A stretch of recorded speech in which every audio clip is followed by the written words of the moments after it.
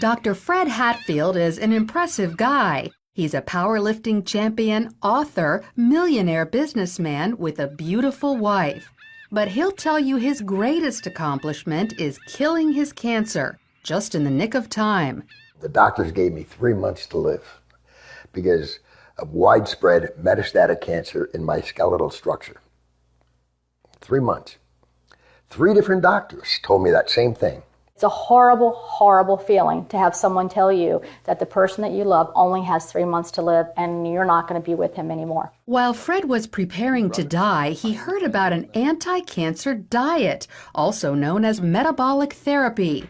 With nothing to lose, he gave it a try and was shocked when it actually worked. And the cancer was gone completely. To this day, there's no trace of it, and it's been over a year. Although it wasn't easy, Fred stopped eating carbohydrates because carbohydrates turn into glucose inside your body. Cancer cells love glucose and need it so badly that if you stop giving it to them, they die. And it just absolutely amazes me that medical science is just now finding this out.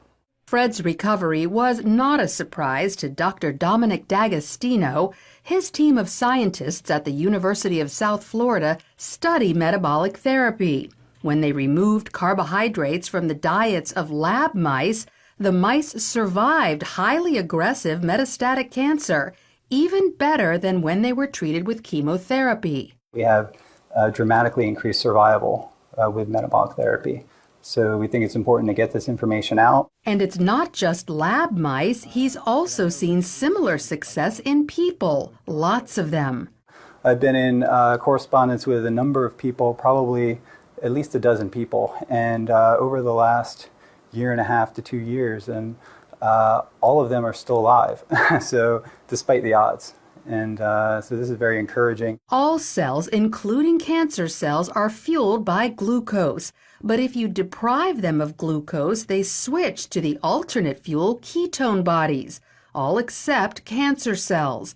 A defect prevents them from making the switch to using ketone bodies as fuel, and therefore cancer cells can only survive on glucose. All other cells can use either glucose or ketone bodies. Your normal cells have the metabolic flexibility to adapt from using glucose to using ketone bodies. But cancer cells lack this metabolic flexibility, so we can exploit that. People like Fred, who deprive their cells of glucose and fuel them with ketone bodies instead, eat what's known as a ketogenic diet.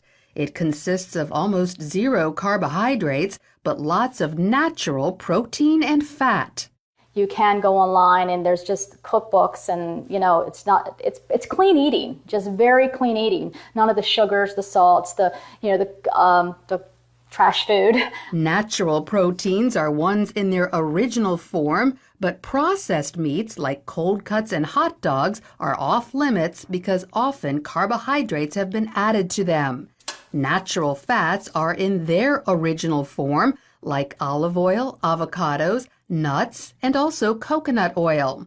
But stay away from trans fats such as shortening or margarine, which are man-made. Some people are afraid to try the ketogenic diet because they think all this fat is bad for their heart. But more doctors are now saying natural fat is actually good for you, even natural saturated fat like coconut oil and butter. Doctors like cardiologist Stephen Sinatra. Is cholesterol the major cause of heart disease? Absolutely not. In his book, The Great Cholesterol Myth, he says the real cause of heart disease is inflammation, which comes from eating too many carbohydrates. We need to coach our patients and empower them about the dangers of sugar. Unfortunately, they're not hearing that. They're hearing the converse, the dangers of fat. Fat is healthy for you, as long as you avoid trans fats. So by cutting back on carbohydrates and eating natural fats and proteins, you could improve your heart health and even wipe out cancer. Lori Johnson, CBN News.